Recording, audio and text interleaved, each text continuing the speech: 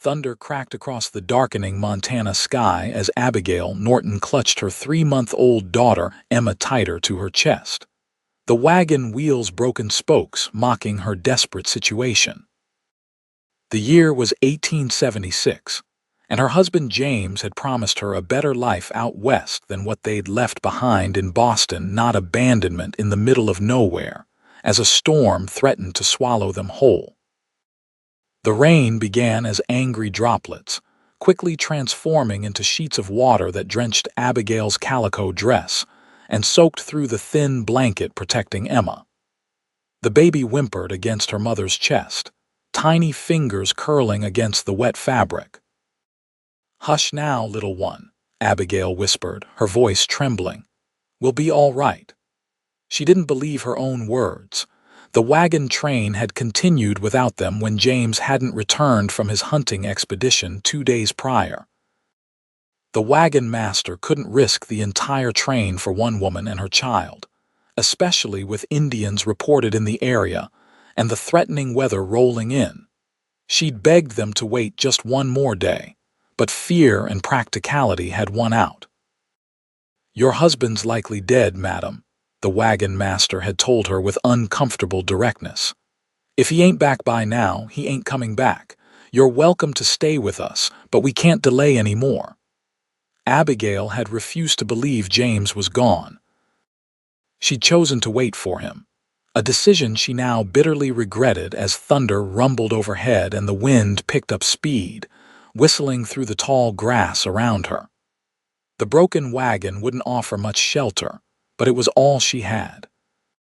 She climbed inside, using the canvas covering to create a makeshift shelter for herself and Emma. Miles away, Kieran Irwin pulled his hat lower against the driving rain. The 30-year-old rancher had been tracking a mountain lion that had been killing his cattle when the storm hit. His stallion, Thunderbolt, was growing skittish with each lightning strike, but Kieran knew these parts well enough to find shelter. There was an outcropping of rocks not far off that would give them some protection until the worst passed. He spurred his horse forward, squinting through the rain.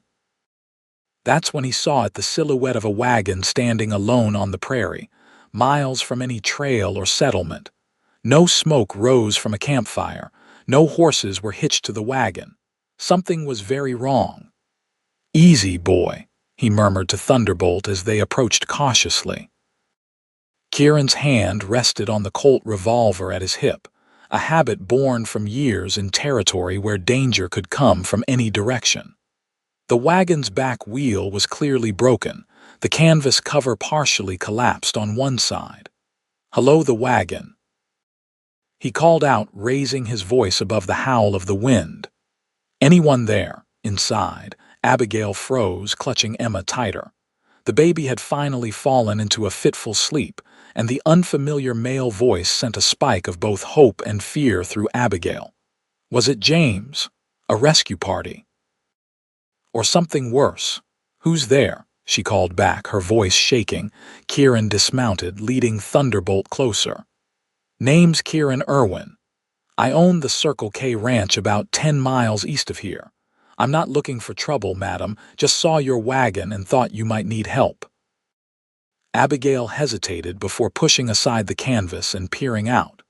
The rain had plastered her auburn hair to her face, and she brushed it away with one hand while keeping Emma secure with the other. The man before her was tall and broad-shouldered, wearing a duster darkened by rain. His face was partially shadowed by his hat, but she could see a strong jaw covered in stubble and concerned blue eyes. "I'm Abigail Norton," she said. "This is my daughter Emma. Our wagon train left us behind when my husband didn't return from hunting. The wheel broke as the last wagon pulled away." Kieran's expression darkened. "They left a woman and baby alone out here with a storm coming." The disbelief in his voice was matched only by the anger. "That ain't right." Another crash of thunder made Emma stir and begin to cry. Abigail tried to soothe her, but the baby was cold and hungry. "You can't stay here," Kieran said definitively. "My ranch isn't far. You'll have shelter, food, and dry clothes." Abigail bit her lip. My husband might come back if we leave. Madam, Kieran said gently, if he's tracking back to this spot, he'll have to wait out this storm too. No man can track in this. But I promise you, once the weather clears, I'll help you look for him or get word to the nearest town. The sincerity in his eyes convinced her. With the rain coming down harder and the temperature dropping, Abigail knew Emma wouldn't survive the night in these conditions. All right, she agreed, but I need to bring some things. Kieran nodded and helped her gather what little she could carry: a small carpet bag with Emma's clothes, a locket containing a miniature portrait of her parents, and a well-worn Bible that had belonged to her grandmother. Everything else would have to stay behind. When she was ready, Kieran helped her mount Thunderbolt, then handed Emma up to her. The baby was fully awake now, her wails nearly lost in the roaring wind. Kieran swung up behind Abigail, one arm securely around her waist as he took the reins with his other hand. Hold on tight to that little one, he instructed, turning the horse toward home. The ride was harrowing. The storm intensified, lightning splitting the sky in jagged streaks that temporarily blinded them. The rain fell in such torrents that at times Kieran could barely see the trail ahead. But Thunderbolt was sure-footed and familiar with the route home, and Kieran's arm remained steady around Abigail's waist, a reassuring presence in the chaos. After what seemed like hours but was probably less than one, the silhouette of buildings appeared through the curtain of rain. The Circle K ranch was modest but well-built, with a main house, a barn, bunkhouse, and several outbuildings. Light glowed from the windows of the main house, a beacon in the stormy darkness. As they approached, the front door flew open, and an older woman hurried out onto the covered porch, a lantern held high. "Kieran, thank the Lord," she called. Then, spotting Abigail and Emma, "Mercy me, you've brought company." Kieran dismounted and reached up for Emma first, then helped Abigail down. Her legs nearly buckled beneath her, stiff from the ride and weak from fear and exhaustion. "Mrs. Holden, this is Mrs. Norton and her daughter Emma," Kieran explained, ushering them toward the house. Their wagon broke down and the train left them behind. "Mrs. Norton, this is Mrs. Martha Holden, my housekeeper and the best cook in the territory." The older woman's kind face creased with concern. Left behind, with a baby, good heavens! She immediately took charge, bustling them inside. "Let's get you both warm and dry before anything else. The poor little mite is soaked through." The interior of the ranch house was simple but comfortable, with a large stone fireplace dominating the main room. A fire blazed welcomingly, and Abigail nearly wept at the sight of it. "I'll take care of the horse," Kieran said, tipping his hat before heading back out into the storm. Mrs. Holden led Abigail to a bedroom off the main room. "You can change in here, dear. I'll find something dry for both of you." Within half an hour, Abigail found herself sitting before the fire in a borrowed dress that was slightly too large but blessedly dry, with Emma wrapped in soft flannel blankets, nursing contentedly. Mrs. Holden had prepared hot coffee and stew, insisting that Abigail eat to keep up her strength. When Kieran returned, he changed into dry clothes as well as a clean flannel shirt and denim trousers. His hair, still damp, was a rich brown that curled slightly at the nape of his neck. "Storm's getting worse," he reported, accepting the coffee Mrs. Holden offered. "You're lucky I found you when I did, Mrs. Norton. Please call me Abigail," she said softly. "And yes, I believe you may have saved our lives. I don't know how to thank you." Kieran's smile was warm but somewhat reserved. "No need for thanks. Anyone would have done the same." "Not anyone," Abigail said, thinking of the wagon master who had left her behind. "Not everyone would risk themselves in a storm for strangers." Kieran seemed uncomfortable with her gratitude. "You and the little one can stay here until we find your husband or figure out what to do next." "I've got plenty of room." Abigail nodded, not trusting herself to speak. The reality of her situation was beginning to sink in. James might be dead. She was alone with an infant in a territory she barely knew, dependent on the kindness of a stranger.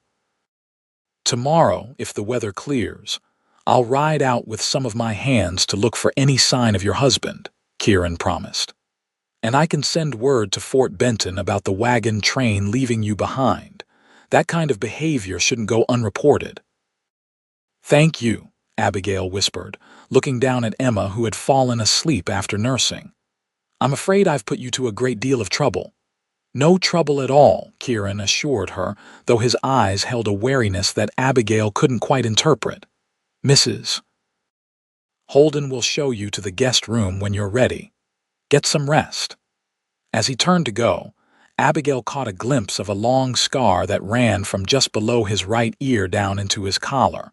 It was an old wound, well healed but clearly the result of serious injury. She wondered what other scars, visible and invisible, this cowboy carried. That night, lying in a real bed for the first time in months, Abigail allowed herself to cry quietly. She cried for James, for the dreams they'd shared, for the future that now seemed so uncertain. Emma slept peacefully in a makeshift cradle Mrs. Holden had created from a drawer lined with blankets. Eventually, exhaustion claimed Abigail, and she fell into a deep, dreamless sleep. Morning brought clear skies, and the realization that the storm had been even worse than it had seemed. Abigail stood on the porch, Emma in her arms, watching as Kieran and 3 other men prepared to ride out in search of James. The damage to the land was evident: trees down, new gullies carved by rushing water, and debris scattered across the normally neat ranch yard. "We'll head back to where I found you first," Kieran explained as he tightened Thunderbolt's cinch. "Then fan out from there. If your husband made it through the storm, he'd likely try to get back to the wagon." Abigail nodded, her throat tight.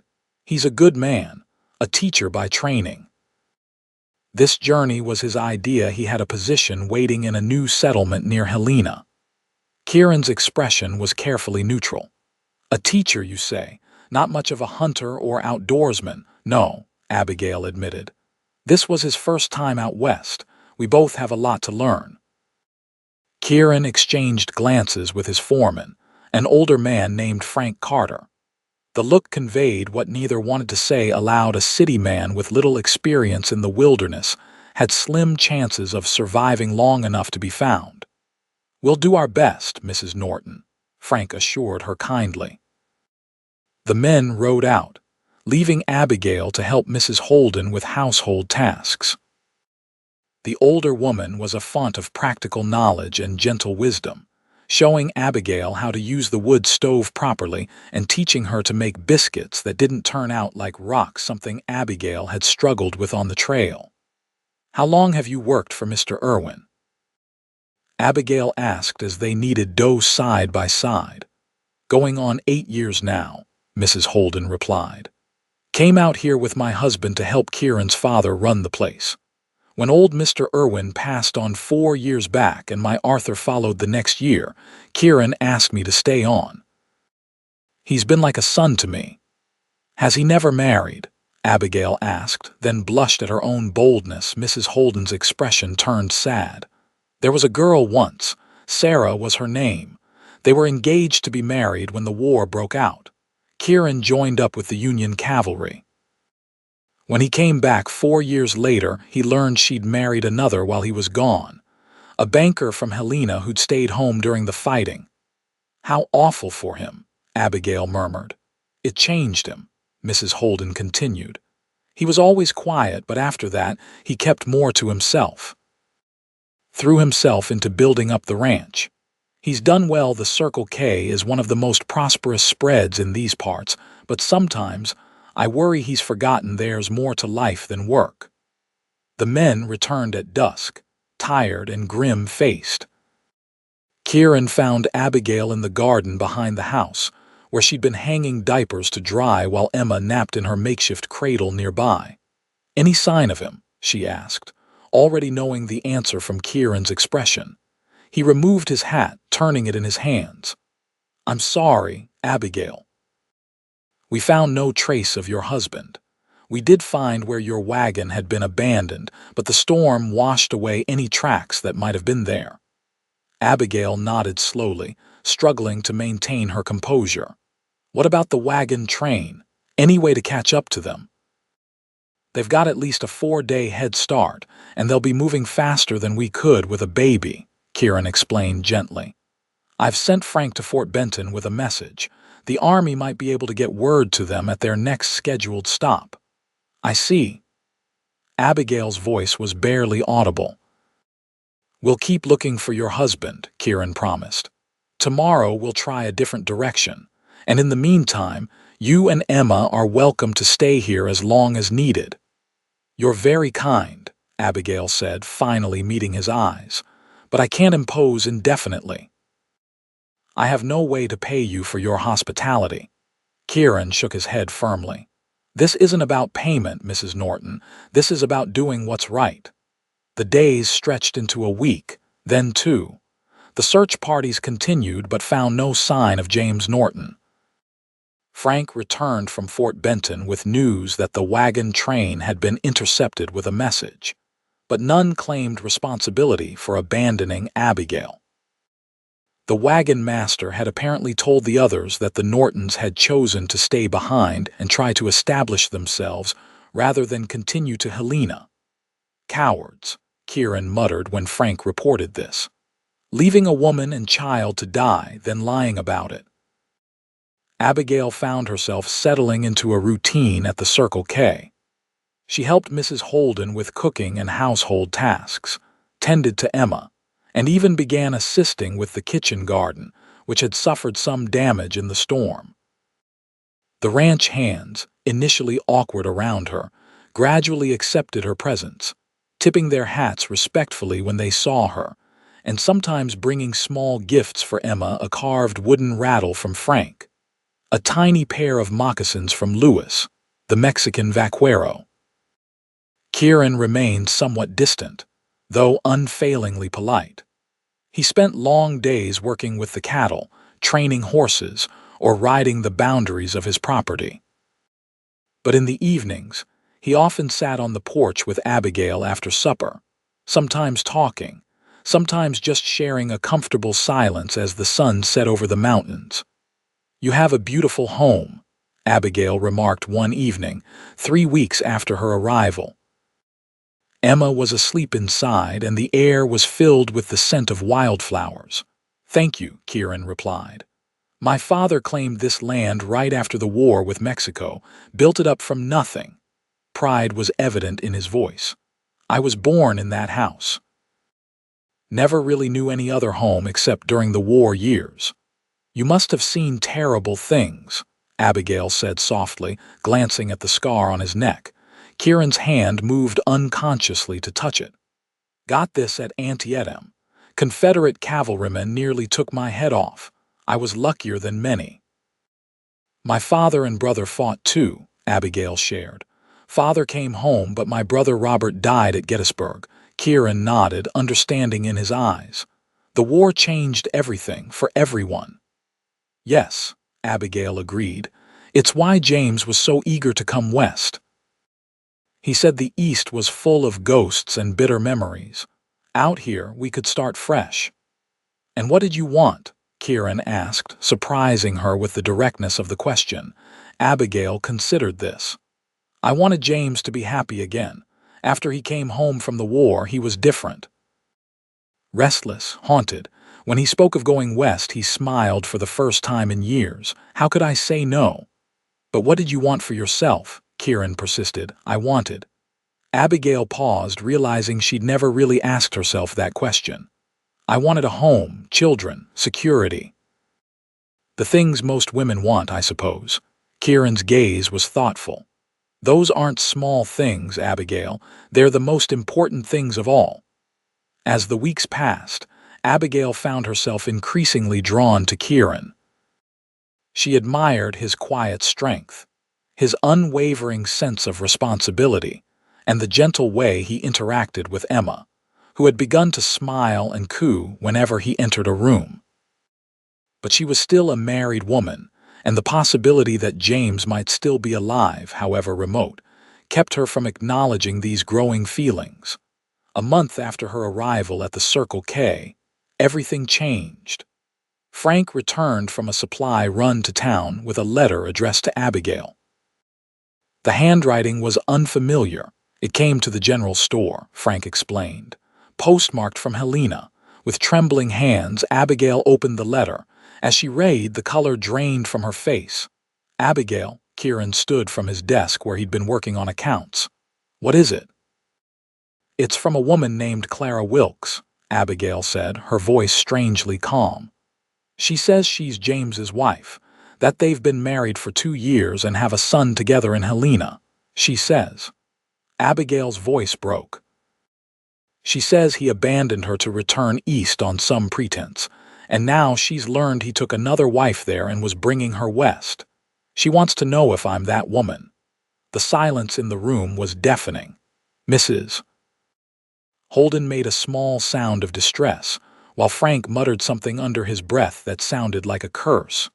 Kieran crossed the room and gently took the letter from Abigail's hands. After reading it, his jaw tightened. "The man you were traveling with, James Norton, was a bigamist," he said flatly. "He married you without divorcing his first wife." Abigail nodded numbly. "It seems so. And now he's gone, perhaps dead, and I'm—" She looked up at Kieran, shock and realization dawning in her eyes. "I was never truly his wife at all, was I?" "Not in the eyes of the law," Kieran confirmed gently. Abigail's face crumpled and she buried it in her hands. Years of memories flashed through her mind: the courtship, the wedding, their life together in Boston, the journey west. Had it all been a lie? Had James ever loved her, or had she simply been convenient? And what of Emma? She was certainly James's child, the resemblance was unmistakable, but she was now, in essence, illegitimate. "I'm so sorry, dear," Mrs. Holden said, putting an arm around Abigail's shoulders. "What am I to do now?" Abigail whispered, "I have no husband, no home, no means to support Emma." "You have a home right here for as long as you need it," Kieran stated firmly. Nothing has changed in that regard, but everything had changed and everyone knew it. Abigail was not a widow waiting for news of her missing husband. She was an unmarried mother who had been deceived and abandoned. In the eyes of society, her position was now scandalous. That night, after everyone else had gone to bed, Abigail sat alone at the kitchen table, rereading Clara's letter by lamplight. The woman's tone was not accusatory, but rather one of shared betrayal. She had included her address in Helena, inviting Abigail to write back if she wished. Kieran found her there, still awake long past midnight. He'd come for a glass of water and paused in the doorway, watching her for a moment before she noticed him. "You should try to rest," he said softly. "I can't," Abigail replied. "Every time I close my eyes, I see his face and I try to find some sign that he was lying to me all along. How did I not know?" Kieran pulled out a chair and sat across from her. "Some men are skilled at deception. It's not your fault, Abigail. I feel such a fool," she admitted. All those weeks waiting for him, hoping he'd return, and now to find out he had another family waiting for him elsewhere. "What will you do about the other woman, Clara?" Abigail looked down at the letter. "I'll write to her. She deserves to know what happened, that James is likely dead. And perhaps," she hesitated, "perhaps someday Emma should know her half-brother. They share the same blood after all." Kieran nodded, impressed by her grace in such difficult circumstances. "You're a remarkable woman, Abigail Norton." "Not Norton," she corrected softly. "My maiden name was Nash." "Abigail Nash. I suppose I should use that again." "Abigail Nash," Kieran repeated, as if testing how it sounded. "It suits you better anyway." A ghost of a smile touched her lips. "Thank you, Kieran, for everything. I don't know what would have become of Emma and me if you hadn't found us that day." Their eyes met across the table, and something shifted between them. The barriers that had kept Kieran distant her marriage, her search for James, were suddenly gone. There was only a man and a woman, both wounded by past betrayals, both cautious but increasingly drawn to each other. The next day, Kieran found Abigail hanging laundry in the yard. Emma was nearby in a wooden cradle that Lewis had crafted for her, growing stronger and more alert with each passing day. "I've been thinking," Kieran said without preamble. "The school in town lost their teacher last month. Influenza. They're looking for someone new before winter sets in. You mentioned your husband James was a teacher by training. Did he teach you?" Abigail paused, a wet shirt in her hands. "I was a teacher before I married him, in Boston, for 3 years at a girls' academy." Kieran's eyebrows rose. "You never mentioned that. You never asked," she replied simply, "and it seemed unimportant on the trail west. James was to be the teacher in Helena, I was to be the wife and mother." "Would you consider teaching here?" Kieran asked. "The town's small but growing. The pay's not much, but it would give you independence. And you and Emma could continue to stay here at the ranch. It's only a 3-mile ride to town. You could use one of my gentler mares." Abigail stared at him. "You do that for me. Help me establish myself here." "I would," Kieran confirmed. "If that's what you want." "What I want," Abigail echoed, remembering their conversation on the porch. "Yes, I think I would like that very much. Thank you, Kieran." The town council was initially hesitant about hiring an unmarried mother as a teacher, but Kieran's influence as one of the area's most prosperous ranchers, combined with Abigail's obvious education and capability, won them over. By September, Abigail was teaching 15 children of various ages in the small schoolhouse at the edge of town. She discovered she loved teaching even more in this setting than she had in Boston. The children were eager to learn, their parents appreciative of her efforts. She rode to town each morning with Emma securely wrapped against her chest, taught until mid-afternoon, then returned to the Circle K where Mrs. Holden would take the baby while Abigail helped prepare the evening meal. Kieran often arranged his work to be near the house when she returned, casually appearing to help her dismount or take her satchel of books. These brief moments of contact, his hands at her waist, the brush of fingers as he took her burden, sent thrills of awareness through Abigail that both excited and frightened her. After James's deception, she had promised herself she would be more cautious with her heart. But Kieran was nothing like James. Where James had been charming and talkative, Kieran was reserved but sincere. Where James had made grand promises, Kieran simply acted, proving his character through deeds rather than words. And while James had kept secrets, Kieran's life was an open book to anyone who cared to look his ranch, his reputation in the community, his past. The change in seasons brought cattle roundups and preparations for winter. Abigail found herself fully integrated into ranch life, helping to preserve garden harvests, learning to make soap and candles from Mrs. Holden, and continuing her teaching in town. Emma thrived, growing plump and happy, beginning to roll over and sit up with support. One evening in late October, Abigail found Kieran on the porch after supper, smoking a rare cigarette as he gazed at the stars. The night was crisp but not yet cold, the sky a brilliant canvas of stars. "Emma's asleep," Abigail said, wrapping a shawl around her shoulders as she joined him. "She's growing fast," Kieran observed, "going to be walking before you know it." Abigail smiled. "Yes, she's already trying to crawl, gets up on her hands and knees and rocks back and forth." They stood in companionable silence for a while until Kieran finally spoke. "Winter's coming. The passes will be closing soon." "Yes," Abigail agreed.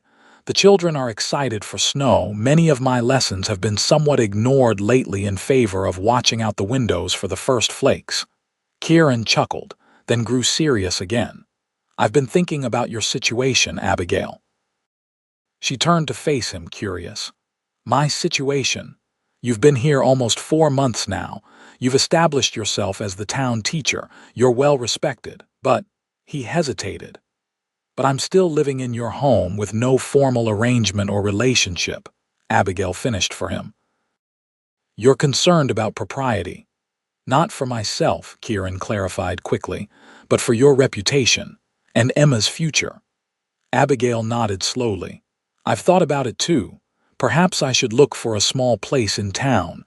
With my teacher's salary, I might be able to afford something modest.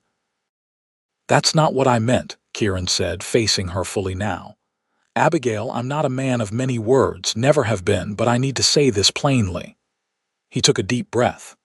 I care for you and for Emma. These past months having you here, it's made this place feel like a real home again. I know it might seem soon, considering everything you've been through, but I'd like to court you properly. With the intention of marriage, if you'll have me. Abigail's breath caught in her throat.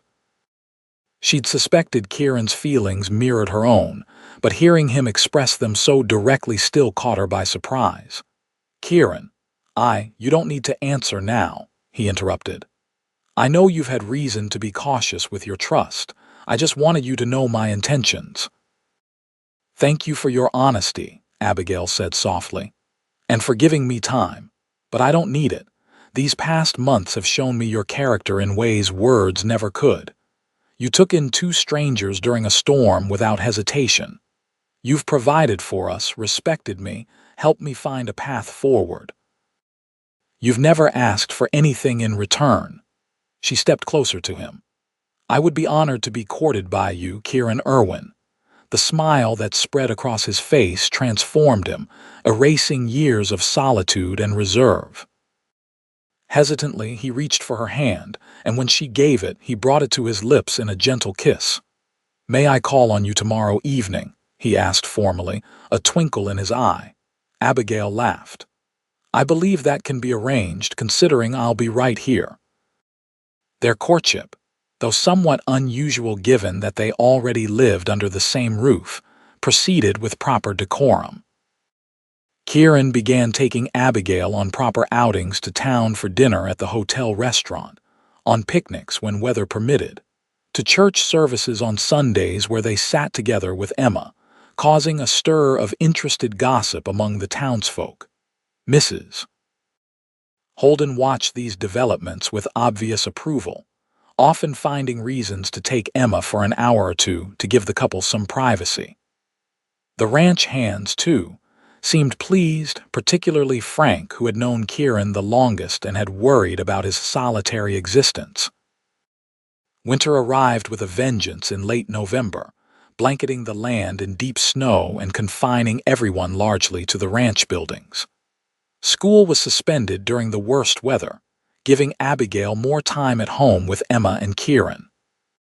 They spent evenings reading aloud to each other by the fire, teaching Emma to crawl across the bearskin rug, or simply talking about their hopes and plans.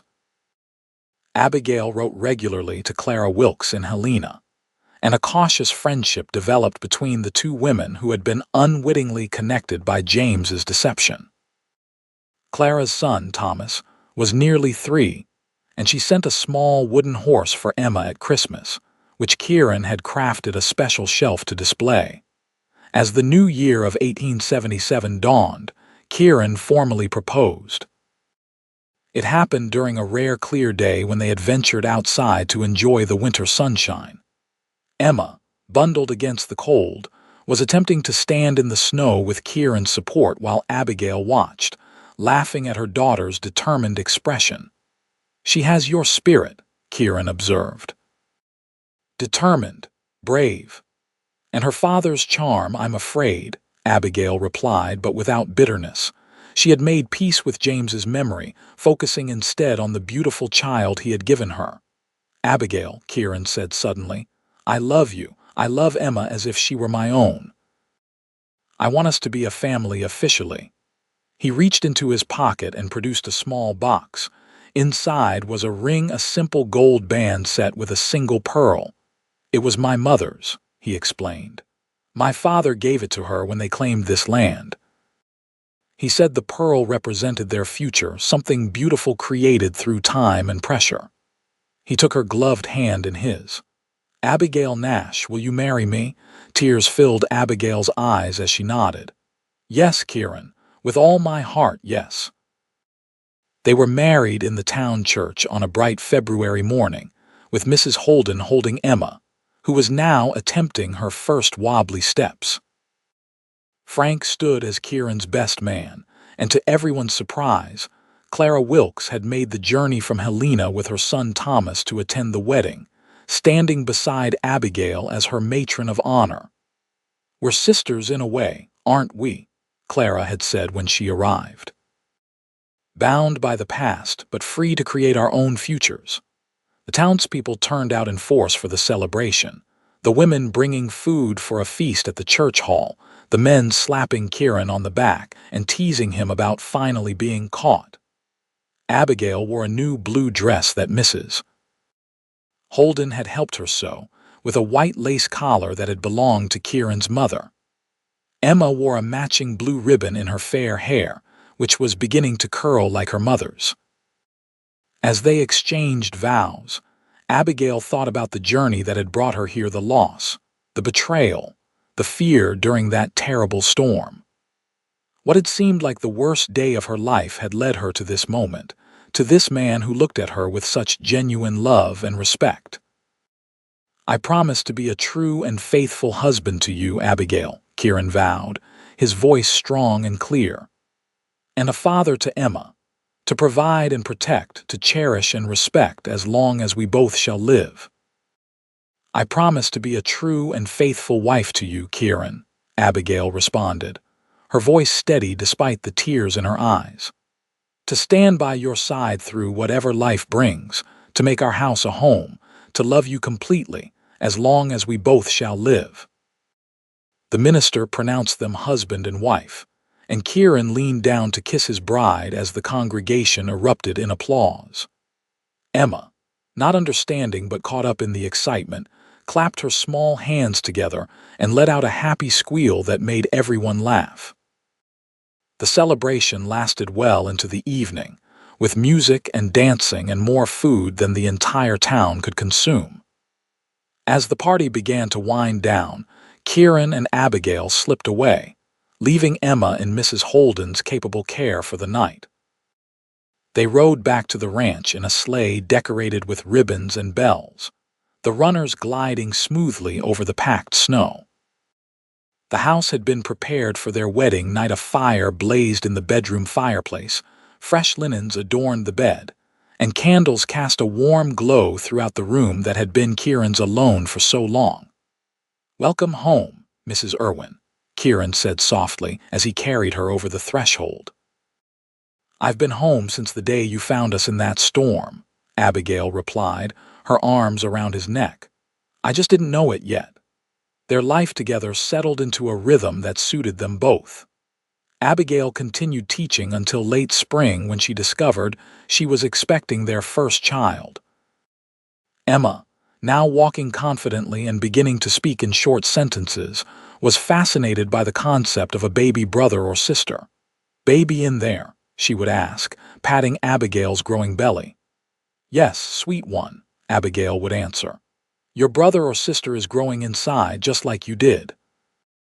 Kieran expanded the ranch, buying adjacent land when it became available and increasing his cattle herd. He built a new wing onto the house, adding 2 more bedrooms and a larger kitchen that made Mrs. Holden declare she'd died and gone to heaven. Their son, Robert Kieran Irwin, was born on a crisp November day in 1877, a sturdy boy with his father's blue eyes and his mother's determined spirit. Emma, now nearly 2, approached her baby brother with a mixture of curiosity and proprietary pride, announcing to visitors that "Bobby is my baby." As the years passed, the Circle K prospered, as did the Irwin family. 2 more children joined them, Catherine Martha in 1879 and William Frank in 1882. The town grew as well, with Abigail eventually becoming the school principal, and hiring 2 additional teachers to handle the growing number of students. Clara Wilkes and her son Thomas visited every summer, and a deep friendship developed between the two families. Thomas and Emma shared a special bond, both understanding in some instinctive way their connection through James Norton. As they grew older, Kieran and Abigail told Emma the truth about her father, answering her questions honestly, but gently. Emma accepted the complicated story with a maturity that made Abigail proud, and she grew especially close to Kieran, who had been the only father she had ever known. On their 10th wedding anniversary, Kieran surprised Abigail with a special gift, a small silver locket with miniature portraits of their 4 children inside. "To replace the one you brought with you that stormy day," he explained. "A new beginning." Abigail touched it reverently. "It's perfect. Though I'll always keep the old one too. It reminds me of where I came from and how far we've journeyed together."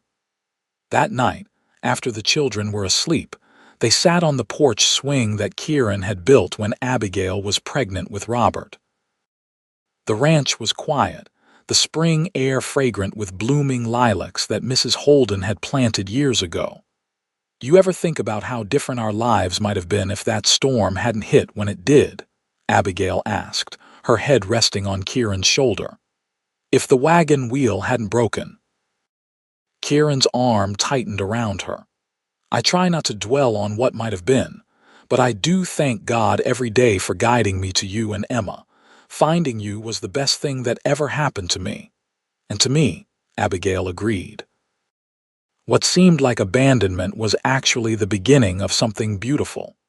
"I was so afraid that day for myself, for Emma. I couldn't see how anything good could come from such a desperate situation." "Life's like that sometimes," Kieran mused. "The darkest storms can lead to the brightest days, if you just hold on long enough to see them through." Abigail smiled, thinking of the 4 healthy children sleeping inside, the prosperous ranch around them, the community they had helped build, and the love they had found in each other. From the broken wheel of an abandoned wagon to this full and joyous life, it was a journey she would never have chosen, but one for which she would be forever grateful. "I love you, Kieran Irwin," she whispered. "Through every storm, through every season, through every moment of our lives together." "And I love you, Abigail Irwin," he responded, his voice deep with emotion. "Now and always." As the stars emerged in the darkening sky, so different from the storm clouds that had first brought them together, they sat in contented silence, 2 souls who had found in each other not just love, but home.